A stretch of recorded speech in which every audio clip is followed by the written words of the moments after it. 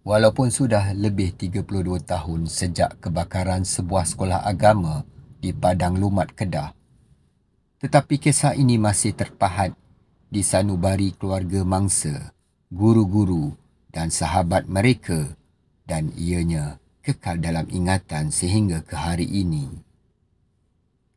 Kebakaran asrama ini menempatkan pelajar-pelajar perempuan di sekolah menengah Taufiqiyah Khairiyah Al-Halimiyah atau lebih dikenali sebagai Pondok Pak Ya. Kejadian ini berlaku pada awal pagi iaitu pada hari Jumaat 22 September 1989 dan ianya mencatatkan sejarah hitam apabila seramai 27 orang pelajar perempuan telah terkorban dalam kejadian malang tersebut. Menurut keterangan oleh mangsa-mangsa yang terselamat, kebakaran itu dikatakan berpunca daripada lilin yang dipasang oleh pelajar. Pada malam kejadian, telah menjadi suatu kelaziman buat pelajar-pelajar di sekolah tersebut untuk menunaikan solat Isyak secara berjamaah di surau. Selesai saja mereka solat, segelintir pelajar memilih untuk berada di surau untuk berqiyamulai, manakala selebihnya pulang ke asrama masing-masing. Tiada apa yang mencurigakan pada waktu tersebut dan semuanya kelihatan seperti biasa. Pada waktu itu, terdapat sekumpulan pelajar berkumpul di bawah untuk mengulang kaji pelajaran bersama-sama memandangkan peperiksaan mereka sudah semakin hampir. Walau bagaimanapun, mereka telah ditetapkan untuk tidur dan menghentikan sebarang aktiviti yang lain. Namun, terdapat beberapa orang pelajar yang masih gigih untuk mengulang kaji pelajaran pada waktu itu, walaupun telah dilarang oleh pihak warden. Disebabkan keadaan bilik mereka gelap, mereka membuat keputusan untuk menyalakan sebatang lilin untuk menerangi ruang bilik asrama itu dan dapat membantu mereka mengulang kaji pelajaran. Semasa mereka sedang mengulang kaji, bagaimanapun mereka telah tertidur tanpa terlebih dahulu memadamkan api lilin. Secara tiba-tiba, lilin tersebut telah terjatuh dan api lilin tersebut telah menyambar ke langsir asrama. Bermula dari situ, api mula merebak dengan cepat ke dinding-dinding dan lantai-lantai asrama kerana pada waktu itu bangunan tersebut diperbuat dari papan kayu. Disebabkan kedudukan blok-blok asrama yang berdekatan, api telah merebak ke 7 blok yang lain dan menyebabkan 8 buah blok asrama telah terbakar dalam kejadian tersebut. Pelajar-pelajar yang pada waktu itu sedang nyenyak tidur terus terbangun apabila sesetengah daripada mereka terhidu bau terbakar. Menyedari asrama mereka sedang terbakar dengan marak, beberapa pelajar tersebut kemudiannya membangunkan rakan-rakan mereka yang lain. Keadaan berubah menjadi panik apabila pelajar-pelajar tersebut mula menjerit ketakutan dan sedang meminta pertolongan.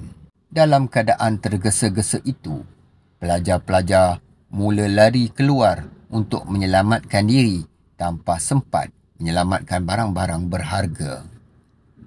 Ada juga di antara mereka tidak sempat melarikan diri kerana jalan keluar telah tersekat oleh api yang semakin marak.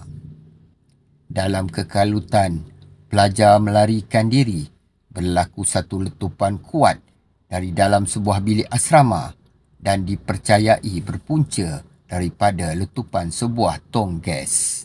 Terdapat juga beberapa pelajar yang sempat melarikan diri namun masuk semula ke dalam asrama untuk menyelamatkan rakan-rakan mereka yang lain. Akan tetapi, mereka tidak berjaya keluar kerana semua pintu telah terhalang oleh api dan menyebabkan mereka terperangkap dalam bangunan tersebut. Pelajar-pelajar yang terselamat bagaimanapun hanya mampu meraung, meratap nasib rakan-rakan yang lain yang tidak berjaya keluar dari asrama tersebut. Seorang tenaga pengajar di sekolah tersebut yang dikenali sebagai Ustaz Manan sedang berada di biliknya ketika kejadian sedang berlaku. Apabila beliau dimaklumkan mengenai kebakaran itu, beliau dengan segera menghubungi pihak bomba yang berdekatan untuk meminta bantuan. Setiba beliau di asrama itu, beliau terpaku dan terkesima apabila melihat sebanyak 8 blok asrama yang menempatkan lebih kurang 600 orang pelajar terbakar di jilat api. Beliau memikirkan dirinya yang tidak dapat melakukan apa-apa. Kemudiannya beliau melaungkan azan di kawasan asrama tersebut. Bagaimanapun, keadaan bertambah semakin rumit apabila anggota bomba dan penyelamat dari balai berdekatan mengalami sedikit masalah ketika mereka dalam perjalanan ke lokasi kejadian. Setiba sahaja anggota bomba dan penyelamat, hampir 80% bangunan-bangunan tersebut sudah pun hangus di jilat api dan kesemua pelajar yang terperangkap dipercayai telah terkorban akibat api yang marak dengan cepat.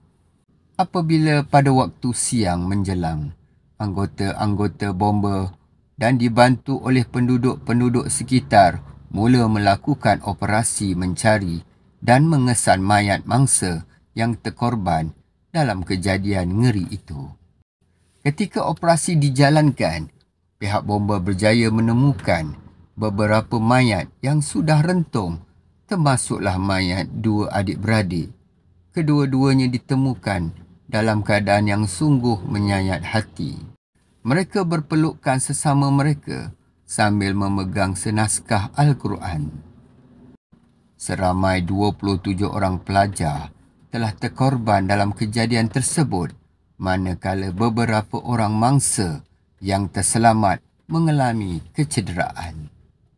Selepas proses mengenal pasti mayat yang dijalankan oleh ahli keluarga mangsa, kesemua mayat mangsa dikebumikan di tanah perkuburan khas tidak jauh dari tempat kejadian yang diberi nama Perkuburan 27 Orang Syuhada Peristiwa Kebakaran Pondok Pak Ya.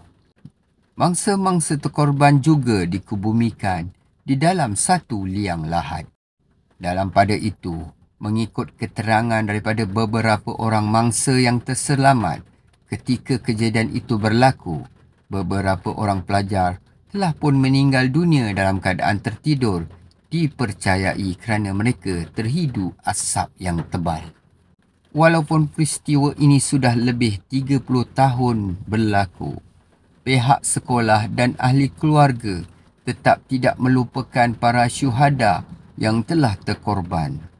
Pada 22 September setiap tahun, pihak sekolah bersama keluarga-keluarga mangsa mengambil inisiatif untuk mengadakan majlis memperingati peristiwa yang menyayat hati itu dan dijadikan sebagai acara tahunan sekolah.